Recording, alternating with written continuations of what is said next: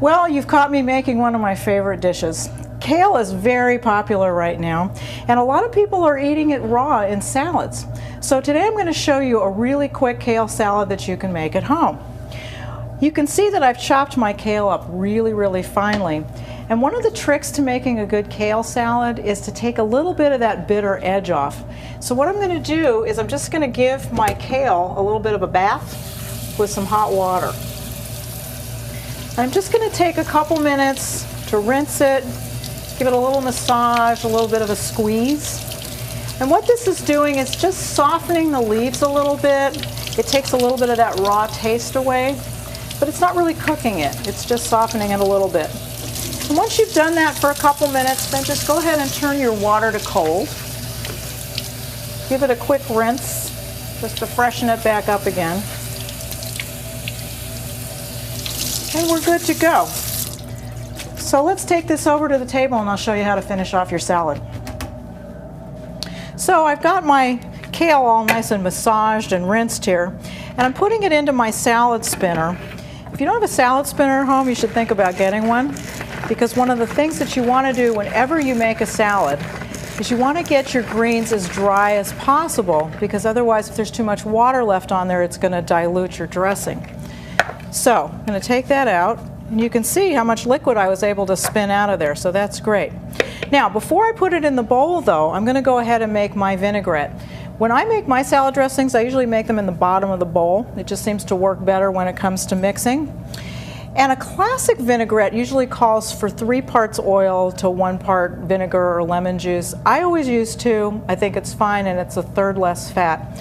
So I'm going to go ahead and put in a couple of spoons of olive oil in the bottom of my bowl.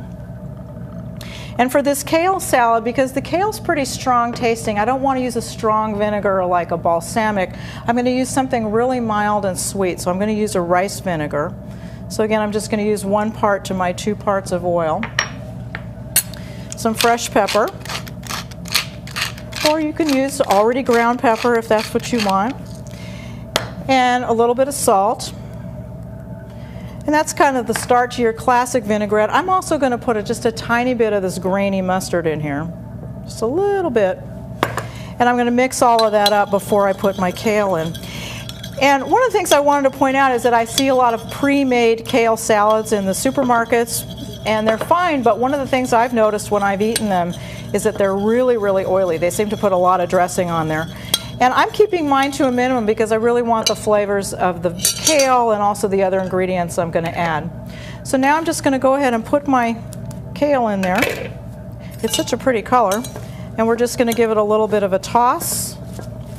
And one of the other things about kale is that it can be a little bit on the bitter side. And so one of the ways that you help to kind of counteract that bitterness is to add something sweet. So what I've got here is just some mango slices, and I've also got some apple. You can put other fruits in there. Citrus is good. You could try something like some blood oranges if you wanted to.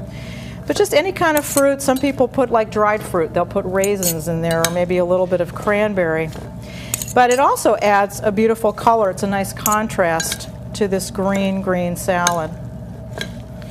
So there you go. And then maybe when you're ready to serve it, if you wanted to, you could put a few extra pieces on top. But you can see how quickly and easily that went together.